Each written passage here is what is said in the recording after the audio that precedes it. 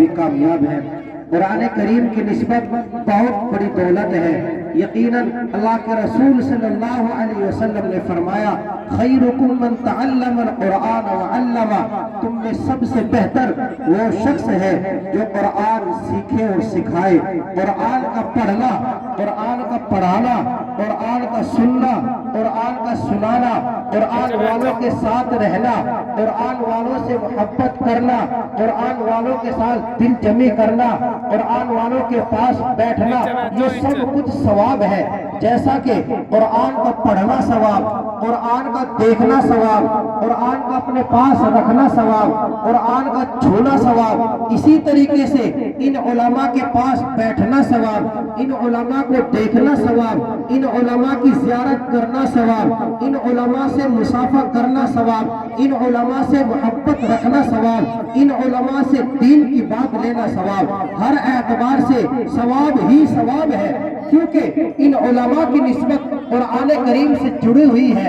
ان کی نسبت قرآن کریم سے جڑی تو یہ اللہ والے بن گئے، قرآن والے بن گئے، عالم بن گئے۔ اللہ تبارک و تعالی نے قرآن کریم کے اندر ارشاد فرمایا قل هل يستوي الذين يعلمون والذين لا يعلمون، کہہ دیجئے اے پیغمبر، آپ لوگوں سے فرما دیجئے پڑھے لکھے اور ان پڑھ برابر نہیں ہو سکتے۔ پڑھے لکھوں کا مقام بڑا ہے، ان پڑھ کا مقام چھوٹا ہے۔ پڑھے لکھوں کا اللہ کے یہاں مرتبہ زیادہ ہے۔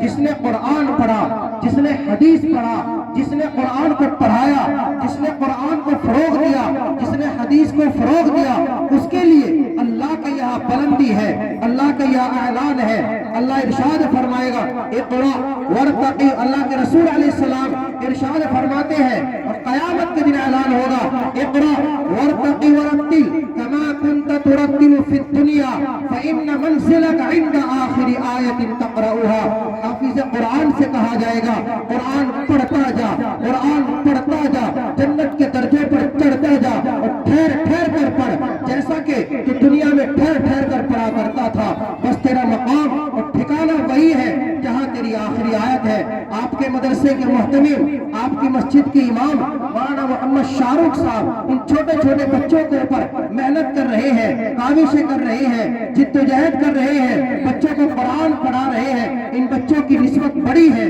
مولانا شاہ رخ صاحب کی نسبت بڑی ہے۔ اب آپ حضرات کا یہ ہے کہ آپ ان کے ساتھ مل کر کے مدرسے کو پڑھائے، مدرسے کو فروغ دے۔ مولانا شاہ رخ صاحب کے شانہ بشانہ کھڑے ہو کر اعلان کرے ہم کھڑے ہیں، ہم تمہارے ساتھ کھڑے ہیں، آپ میدان میں آؤ، کام کرو، انشاءاللہ مال کی ضرورت ہوگی مال دیں گے، جس چیز کی ضرورت ہوگی وہ انشاءاللہ پیش کی جائے گی۔ آئیے نظام کو آگے بڑھاتے ہیں۔ گزارش کر رہا ہوں صوفی وقت بقیت السلف حضرت مولانا مفتی محمد گلفام صاحب دامت برکات العالیہ محتمم دعوت الایمان بڑھانا حضرت تشریف لائے اور اپنی قیمتی نصیحتوں سے ہم سب سامعین کو محظوظ و مستفیض فرمائے۔